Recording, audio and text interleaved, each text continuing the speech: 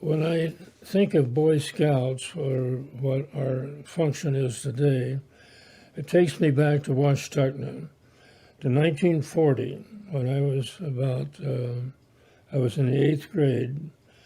We had a scoutmaster, our school teacher, named Warren Seifert.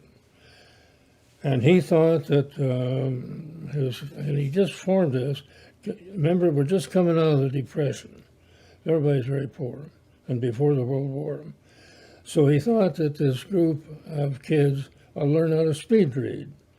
So for all things, he teaches us how to speed read. And if there's anything that's done anything in my life to make me progress, it's the fact that I read, and I read a lot. And even with the kids with all their fancy instruments, they still have to be read. And it's so important, and I give that back to Scouts. It all started in Scouts. And then the war came along, and Seifert then left Washtucna, but I always had a soft spot in my heart for Warren Seifert, my Scout master.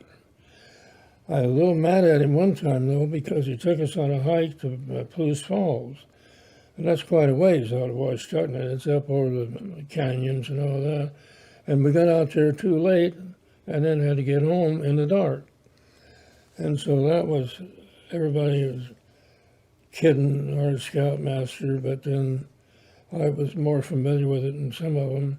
And that's where I got the nickname Washtucna Flash, because we got down to the road and we could see Washtucna, and I started sprinting back. And Mrs. Sullivan was waiting for us because, see, they didn't have all the stuff they got nowadays, no cell phones. Well, they wouldn't let that be. So she had sandwiches with bologna for them. We were all famished. But anyway, the Scouts always had a soft spot.